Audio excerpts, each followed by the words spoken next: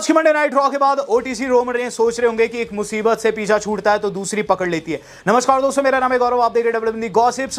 Raw खत्म हो रही है, एक बारी को इमेजिन कीजिए, रॉ खत्म हो रही है और रोमन रेंज अपना बदला लेने वाले हैं पॉल हेमन से। उनकी ओर बढ़ते हैं लेकिन उन्हें लग जाता है स्पीयर आउट ऑफ नोवेयर, वो भी उस व्यक्ति के द्वारा जो कि एक बारी को रोमन रेंज के साथ कंपेयर भी किया गया था। यहां सेथ रॉलिंस ने दोस्तों अपनी एक नई शील्ड बना दी है।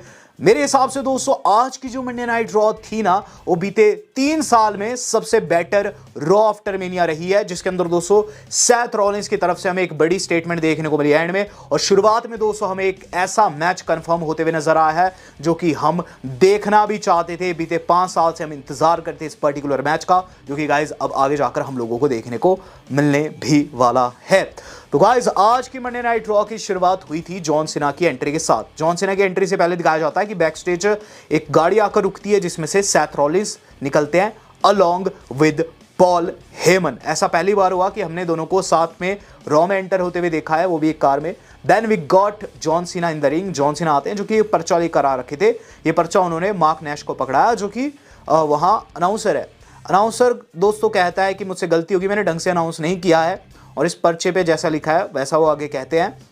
वो दोस्तों सीना को बताते हैं greatest of all time GOAT बताते हैं, और 17 वर्ल्ड चैंपियन के साथ साथ वो ये कहते हैं कि लास्ट टाइम जॉन सीना आज यहाँ आ रखे हैं। ये सब पर्चे पर जॉन सीना ने लिख कर रख रखा था, never seen 17 and the last time ever. ये बिल्कुल रिक फ्लेयर वाली राइमिंग थी और ये दोस्तों उन्होंने पढ़कर कही है और जॉन सीना को दोस्तों काफ़ी अच्छे से अनाउंस किया। देन दोस्तों जॉन सीना प्रोमो की शुरुआत करते हैं, जहां दोस्तों ये चीज़ कहते हैं कि विनर राइट्स हिस्ट्री, यानी कि जो विजेता होता है हिस्ट्री लिखते हैं, लेकिन फैंस उन्हें डिजर्व नहीं करते। आगे वो कहते हैं कि तुम लोग दोगले हो, तुम लोगों ने मुझे बहुत गलत चीज़ें कह रखी इससे पहले, तो ऐसे में तुम क्या चाहते हो कि मैं तुम्हें माफ़ कर दूं। जॉन सीना दोस्तों यहाँ आगे ये चीज़ कहते हैं कि वो एक अपॉलॉजी डिमांड करते हैं लोगों से, और लोग जो है शायद से उनसे अपोलोजाइज करने भी नहीं वाले क्योंकि लोग डरपोक है। जॉन सीना दोस्तों क्रिटिसाइज करते हुए क्राउड को ये चीज़ कहते हैं कि you have all gone soft, तुम सब सॉफ्ट हो चुके हो और मैंने देखा कि अब फैंस पहले जैसे नहीं रह गए। जॉन सीना कहते हैं वैसे भी फैंस जो है मुझे अब मैटर नहीं करते हैं, तुम्हारे नॉइस तुम्हारे ओपिनियंस जो है अब मुझे बिल्कुल भी परेशान नहीं करते हैं, क्योंकि मेरे पास वो है जो कि मुझे चाहिए था। जिसके बाद वो 36 डेट्स गिनाते हैं अपनी लास्ट दोस्तों। वो कहते हैं 36 डेट्स रही जब से जर्नी की शुरुआत हुई, जिसके अंदर दोस्तों रॉयल रंबल से लेकर अभी तक की सारी डेट्स गिनाते हैं। पूरी लिस्ट दोस्तों उन्होंने की थी, टोरंटो लंदन सारे नाम वो लेते हैं और ये चीज़ कहते हैं कि ये सारी की सारी जो थी अपीयरेंसेस थी, ये कोई मैचेस नहीं थे, जस्ट अपीयरेंस थी। पूरे तरीके से नीचा दिखाने की कोशिश की उन लोगों को। और उसके बाद क्या चीज़ कहते हैं कि अब मुझे रेसल करने की आवश्यकता नहीं है, अब मुझे कोई भी चीज़ प्रूफ करने की जरूरत नहीं है। टाइमलाइन जो है अब पूरी तरीके से फ्रीज कर चुकी है। रियल चैंपियन जो है अब यहाँ आया है और अब यहाँ से जाने भी वाला है। ये जो टाइटल है ये मेरे साथ ही जाएगा। जॉन सीना दोस्तों यहाँ टाइटल को रिटायर करने ही वाले थे। उन्होंने दोस्तों ये लाइन भी कह दी थी, I am the real undisputed champion of WWE, कि आउट ऑफ नोवेयर दोस्तों हम लोगों को देखने को मिलता है RKO। रैंडी ऑर्टन ने पीछे से आकर दोस्तों जॉन सीना को तगड़े वाला RKO लगा दिया और एक बड़ा पॉप हम लोगों को सुनने को मिलता है ऑडियंस की तरफ से, क्योंकि सब लोग चाहते थे दोस्तों कि रैंडी वर्सेस सीना हो इस टूर के बीच जैसे में। और यहाँ शुरुआत में ही रख दिया है दोस्तों, कोडी को हराने के बाद अब जॉन सीना का जो अगला ओपोनेंट है वो है अपने एपेक्स प्रेडेटर रैंडी ऑर्टन, जो कि गाइस हो सकता है बैकलैश में उन्हें फेस करे। लेकिन इसके बाद दोस्तों जो रैंडी ने किया वो मुझे ज़्यादा अच्छा लगा देखने में। रैंडी ऑर्टन क्या करते हैं कि वही पुराने वाले स्टाइल में सारी मेमोरीज दोस्तों नॉस्टैल्जिया था दिमाग में भर आया और रैंडी ऑर्टन ने दोस्तों उस टाइटल को होल्ड किया है। मुझे दोस्तों ये सेगमेंट बहुत अच्छा लगा है। इसके बाद दोस्तों जो अगला मैच हम लोगों को देखने को मिलता है वो गाइस लिटरली मैं कहूँ हिस्ट्री मेकिंग था। पहली बार मैंने ऐसा देखा कि इतनी जल्दी टाइटल चेंज हो गया है। तो होता क्या है कि गाइस सबसे पहले तो वहाँ आती है रैक्वेल लिव मॉर्गन। अनाउंस किया जाता है कि ये दोनों आज फाइट करने वाली है अपनी ओपोनेंट से, यानी कि रेसलमेनिया ओपोनेंट से, बैकी से, और साथ ही साथ उनकी मित्र वॉल्केरिया से, और टाइटल दांव पर रहेंगे। चलिए यहाँ तो सभी को लग रहा था कि कुछ नहीं होगा, कोई टाइटल वाले चेंज नहीं होएगा। इसके अंदर दोस्तों एक बड़ा कांड देखने को मिल गया। एंड में दोस्तों मिसकम्युनिकेशन हो जाती है थोड़ी बहुत बैकी और लायरा के बीच में, जो कि आप वीडियो में भी देख सकते हैं। इसका फायदा मिल जाता है, लायरा वॉल्केरिया को पिनफॉल में ले लेती लिव अपना फिनिशर लगाकर। मैच दोस्तों जीत गई लिव एंड रैक्वेल एंड बन गई ब्रांड न्यू टैग चैंप। लेकिन उसके बाद क्या रहता है कि बैकी आती है, उठाती है लायरा को और क्लोज लाइन कर देती है। लायरा के होश ववास उड़ जाते हैं।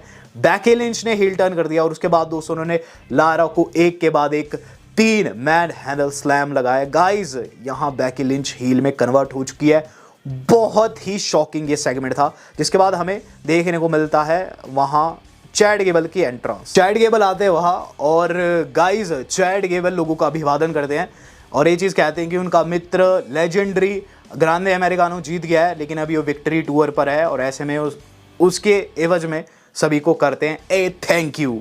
Then we got this segment between Alpha Academy and New Day. New Day ring में आ गया दोस्तों। New Day brand new champion है और खुद को गोट बताती है, बेस्ट टैग टीम बताती है, जिस पर दोस्तों अल्फा अकेडमी आकर उन्हें कन्फ्रंट करती है।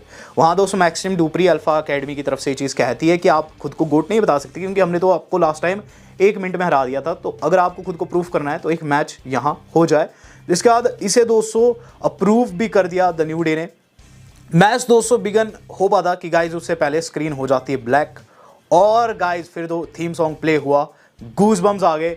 रूसेफ दोस्तों वापसी कर देते हैं। रूसेफ का दोस्तों ये थीम सॉन्ग प्ले हुआ था और रूसेफ आए और रूसेफ ने दोस्तों देरी नहीं लगाई, रिंग में घुसे। द न्यू डे वाले बाहर निकल गए थे और फिर दोस्तों रूसेफ ने वहां डिस्ट्रॉय कर दिया ओटिस को, तुजावा को बहुत गंदे तरीके से पीटा। तुजावा दोस्तों ऊपर से कूद लगाने की भी कोशिश करते हैं लेकिन कैच कर देते हैं रूसेफ और उसके बाद पटकनी। देन एक्कोलेड, वो फिनिशर जो कि इतने लंबे टाइम से हमने नहीं देखा है किसी भी सुपरस्टार को लगाते हुए, यहाँ रूसेफ ने हिट किया ओटिस के ऊपर। ओटिस को बिल्कुल नस्ता नाबूद कर दिया और रूसेफ जिस शेप में लौटे हैं गाइस, बिल्कुल हम कह सकते हैं हील रूसेफ जो है लौट आए हैं। रूसेफ डे फाइनली बैक। बात कर ली जाए दोस्तों इसके बाद क्या हो तो रूसेफ की तगड़ी वापसी के बाद जो अगली चीज हम लोग को देखने को मिलती है वह है फिन बैलर की जलन। तो फिन बैलर की जलन साफ थी, बैकस्टेज वो जाकर कॉन्ग्रेचुलेट करते हैं और डॉम को, ब्रांड न्यू विनर वो है। पहले तो लगता है कि मारेंगे लेकिन फिर कहते हैं कि लास वेगस में जो होता है लास वेगस में ही रह जाता है। और उसके बाद दोस्तों उनकी नज़र बिल्कुल अटक सी जाती है आईसी चैंपियनशिप के ऊपर और साफ दिख रहा था कहीं ना कहीं उनकी जलन है डॉम से। आगे जाकर दोस्तों बहुत सी ऐसी चीज़ें होंगी जो कि गाइस आपको बहुत ज़्यादा शॉक करेगी। अब जो अगली चीज़ थी वो और भी ज़्यादा शॉक कर गई। ईओ स्काई रिंग में आ चुकी है और ये चीज़ कहती है कि उन्होंने बेस्ट को हराया है तो वो बेस्ट महिला सुपरस्टार साबित होती है। रेसलमेनिया उनके नाम रहा है। आउट ऑफ नोवेयर वहाँ स्टेफनी वेक्यूअर आ गई जो कि गाइस NXT चैंपियन है।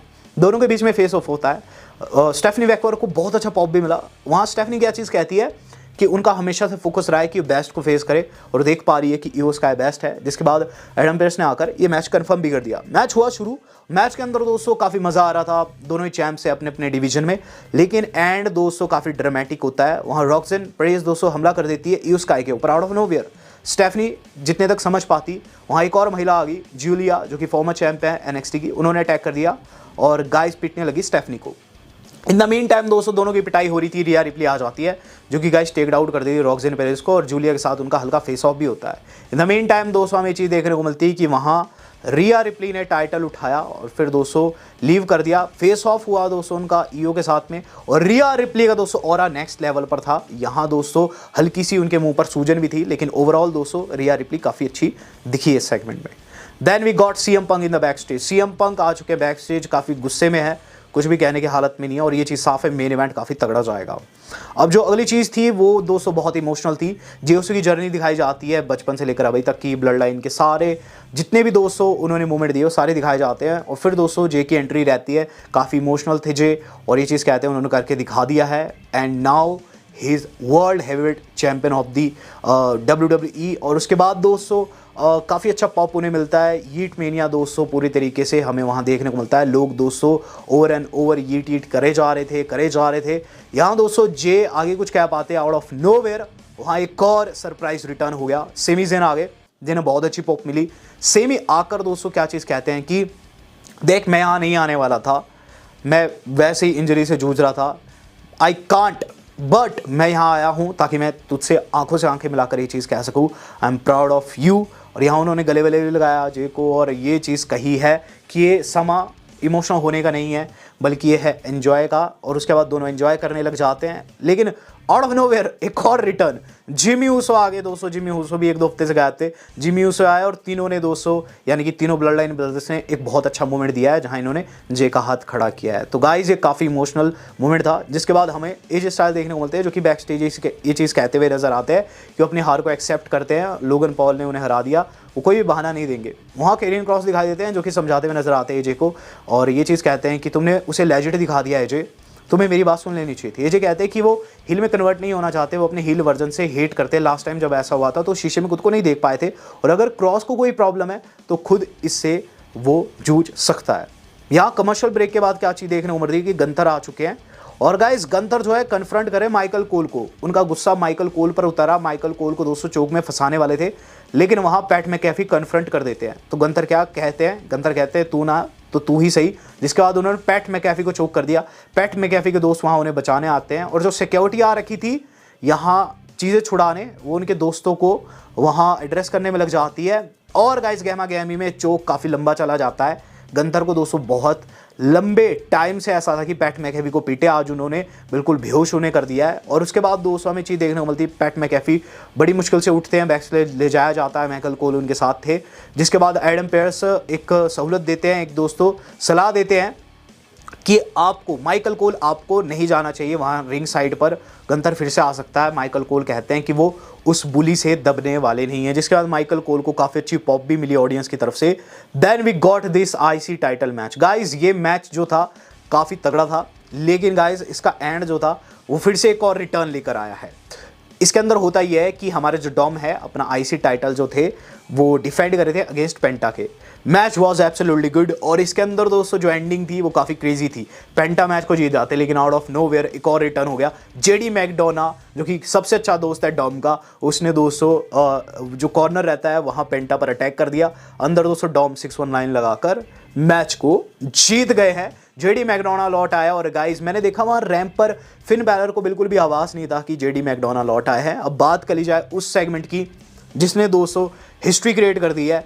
आगे जाकर दोस्तों जो कुछ डब्ल्यूडब्ल्यूई के अंदर होगा वो गाइस इन दोनों सुपरस्टार्स के कंट्रोल में होने वाला है, क्योंकि यहाँ दोस्तों एक बड़ी स्टेटमेंट जड़ जाती है।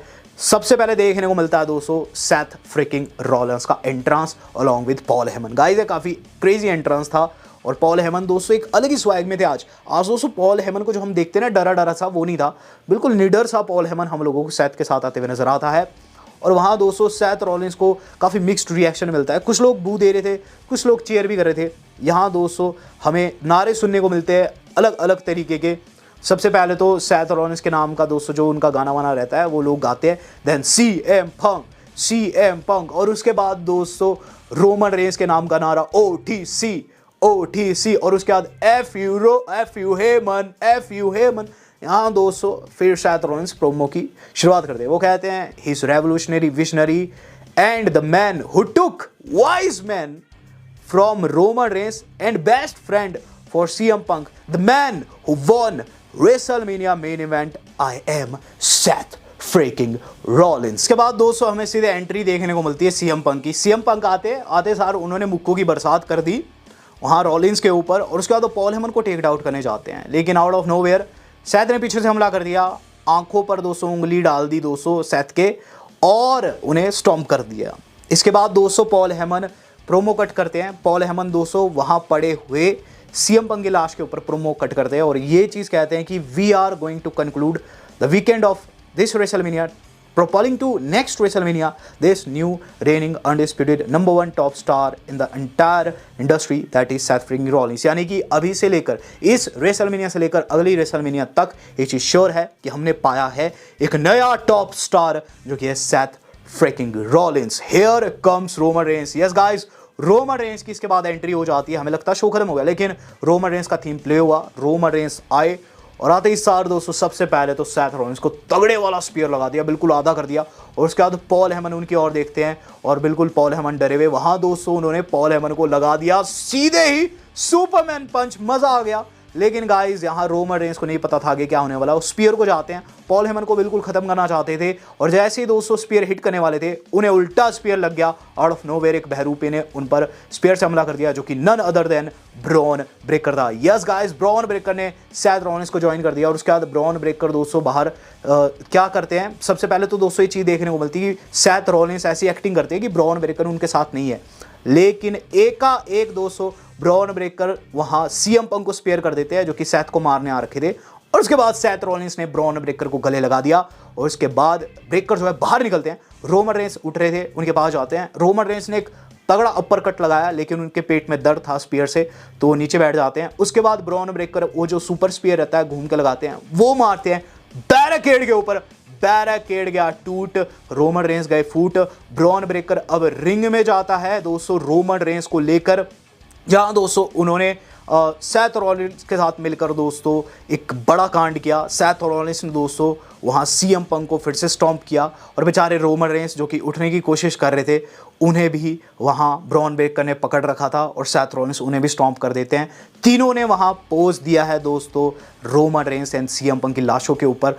बहुत ज़्यादा दोस्तों दुखदाई सेगमेंट था अगर आप रोमन रेंस के फैंस हैं तो, लेकिन अगर आप सैथ रॉलिंस के बड़े वाले फैन हैं तो गाइस कहीं ना कहीं सैथ रॉलिंस ने अपनी एक नई शील्ड बना दी है जो कि उनको काफ़ी ज़्यादा बेनिफिट करने वाली है। इससे पहले सैथ रॉलिंस को बताया जाता है कि आर्किटेक्ट थे शील्ड के, लेकिन गाइस अब वो खुद के लिए एक ऐसी शील्ड बनाए जिसके अंदर ब्रॉन ब्रेकर तो है और मुझे लगता है एक और सुपरस्टार ऐड हो सकता है कि रॉलिंस दोस्तों काफी चालाक व्यक्ति है। और ओवरऑल दोस्तों बात करूं आज के मंडे नाइट रॉ की, आज के मंडे नाइट रॉ दोस्तों 5 स्टार थी। इसके अंदर दोस्तों कोई भी कमी नहीं थी। इसके अंदर एक्शन था, ड्रामा था, रिटर्न्स थे, शॉक थे, सब कुछ था। आज की रॉ को बहुत अच्छा बुक किया गया है। ओवरऑल दोस्तों मुझे तो ऐसा भी लगा है कि रेसलमेनिया से बढ़िया दोस्तों आज की मंडे नाइट रॉ थी, लेकिन ये जो स्टेबल बनाया सैथ रॉलिंस ने ये काफ़ी मॉन्यूमेंटल है और कहीं ना कहीं ये आगे जाकर काफ़ी ज़्यादा बेनिफिट भी करने वाला है। रोमन रेंस को दोस्तों काफ़ी बड़ी मुश्किलों का सामना करना पड़ेगा। आपको क्या लगता है दोस्तों आगे जाकर क्या कुछ हो सकता है और सैथ रॉलिंस पर दोस्तों आप क्या टिप्पणी करना चाहेंगे, मैं देखूंगा ज़रूर। Do subscribe, do like. Well आज तक के लिए इतना ही, धन्यवाद, शुभ खैर।